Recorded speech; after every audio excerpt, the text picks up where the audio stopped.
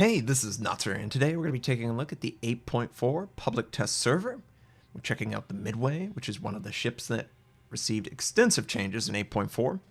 And the reason for this video is to sort of tie into the future CV changes that they were creating an article for last week or so, detailing what they plan to do.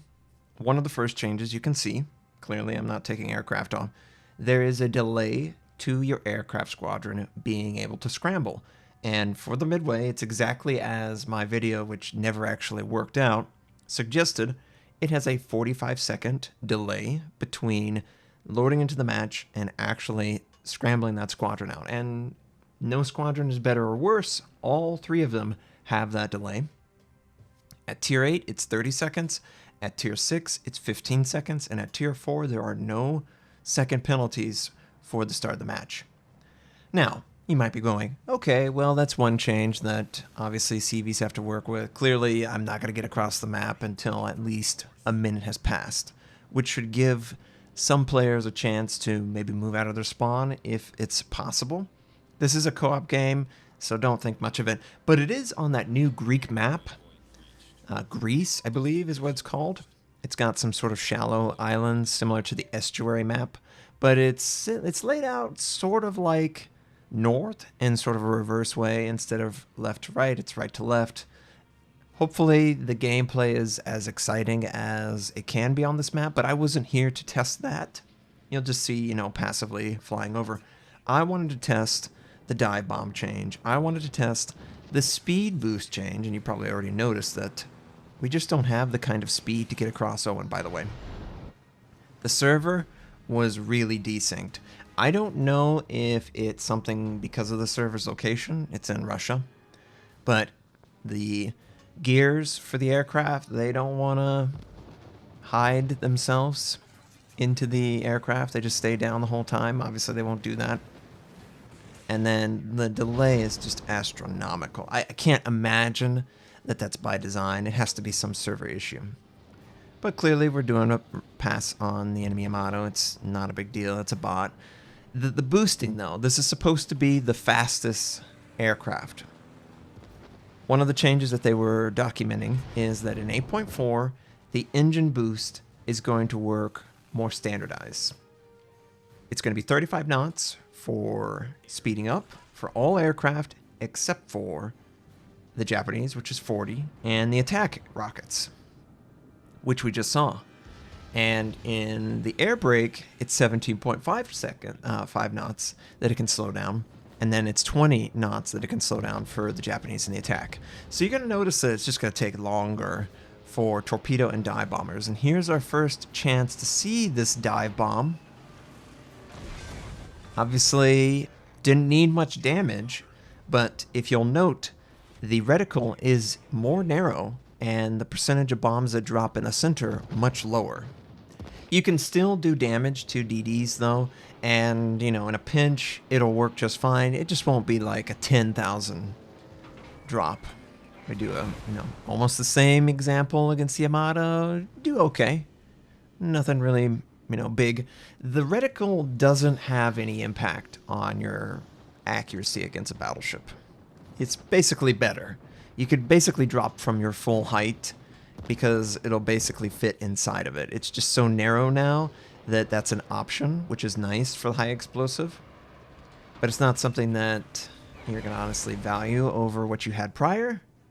Because prior, you could do 11,000, 12,000 damage against the DD, and clearly you can't do that now.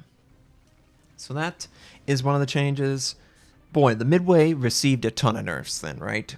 You've got 45-second delay start. Your high explosive dive bombs are less accurate against DDs. They are almost as consistent against cruisers and battleships, but it is a slightly adjusted playstyle. And then on top of all of that, every single squadron you have is going to be slower moving across the map, and you're going to get less benefit from boosting. So it's a lot of nerfs. Is it too many nerfs? I don't know. Obviously, it sucks to be a DD that gets 13,000 damage, but I don't know that we necessarily need a boost nerf and a spawn nerf. because both of those coupling together, that's a significant drop in your ability to do damage on the map. You sort of have to value different situations, and yeah, obviously the co-op, these bots are terrible, and I'm trying my best to get damage on the target. I don't know if the accuracy changed. I don't think so. I think maybe just the fact that I can't use boost quite as quickly to get in and get out. It's going to limit my overall damage and comfort when flying around a ship. You know, maybe that's fair. Maybe the only thing they don't do is the delay spawn. Maybe they do all of it. I'm curious to see how all these changes shake up, because we already see the Haku, who also received some adjustments, and I will cover that as well. This just received more. The Haku AP is already sort of replacing the high explosive dive bomb against certain targets as being your go-to. Plus, you can stealth detect, and we miss out on this drop. It's really narrow, though. So you can imagine, obviously, if it's not a bot, that the narrower the bomb drop, the easier it is for the enemy to maneuver and throw you off. That is a plus for the surface ships. Is it a big enough plus that maybe a cruiser and a DD can avoid it? Yeah, I don't know that a battleship is going to, but, you know, they can give it a college try if they want to.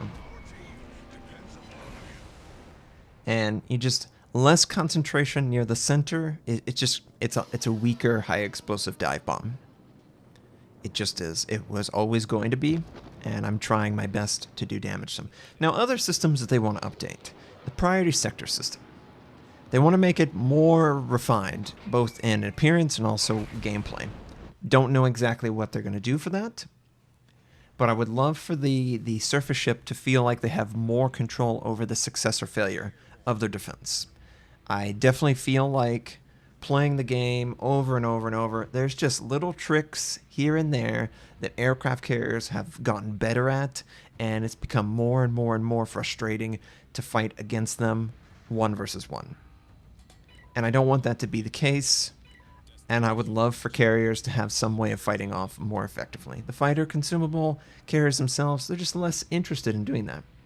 But I think the high explosive dive bomb change, definitely necessary. The speed boost adjustment definitely impacts my ability to avoid AA bubbles as easily as I can right now. That probably is a good thing, because getting that scouting information is costing you, but it is going to be increasing the Haku and the Japanese value, because they can basically stealth detect cruisers, whereas all the other ships cannot. So once again, we're back where we started, where the Japanese aircraft carriers seemingly have a very clear defined advantage. They can stealth detect with their torpedoes, but they also get faster squadrons. All their squadrons just go faster, and they break better. So I'm very fascinated to see how this changes the balance. I know that the carrier players are going to feel like, man, you're crapping all over us. But in reality, you know, the beginning scout coupled with the engine speed boost of 8.3 and before that, it was basically impossible to get over to an objective if the carrier wanted to spot you. Now, there are windows where you could get into a defensive position and then ambush that same carrier as he's trying to detect, because it just takes longer to start the game for the carrier. And funny enough, there's really nothing for the carrier to do in the first 45 seconds. Seems like a clear oversight. It would be really nice if you could establish some fighter support for your teammates or anything like that. You know, hint, hint, hint. I do kind of feel like the carrier itself, the load is pretty boring. Like, you just sit here and you wait for 45 seconds. You can't really do anything. I mean, I guess you could move your carrier off towards a direction and set your AA up, but the enemy aircraft carrier won't be over by you.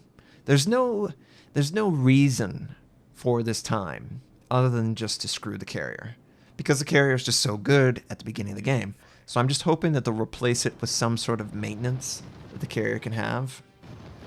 That would be kind of nice, just to give the carrier more strategy available. And I think the best way to do that, leverage the fighter, make it more impactful. And look at this Montana drop. The old high explosive dive bomb could not do that because the overall reticle would bloom outside of the Montana, and it wouldn't be as easy to do that. But with this more narrow one, and if he's sailing directly towards me, very easy. So overall, 8.4 impressions from the carrier standpoint. I like the changes. I feel like they make the surface ships have more time to establish a strategy. I do have concerns that maybe the carrier is going to lose its ability to really keep up with the damage requirement because it already sucks at early game, so it might suck even more.